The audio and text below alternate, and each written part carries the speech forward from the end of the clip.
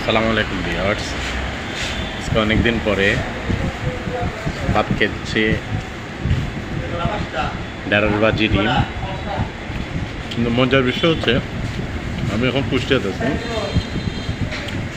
যে দোকানে ভাত খাচ্ছি এটা হচ্ছে একটা সনাতন ধর্মের ভাইয়ের দোকান। তো ওনাদের সিস্টেমটা খুবই সুন্দর। ওনারা খাবারটা কীভাবে দিচ্ছে আপনাদেরকে দেখায়। আমাদের প্লেটের সিস্টেম, এই চারপাশে তরকারি দেওয়া, যে পাটিতে করে তরকারি দেওয়া, এই জিনিসটা কিন্তু আসলে সুন্দর। আর কিছু নেই। কুষ্টিয়াতে বোধ হয় একটু সনাতন ধর্মের লোক বেশি। খাবার যেমনই হোক কিন্তু অনেক মজা।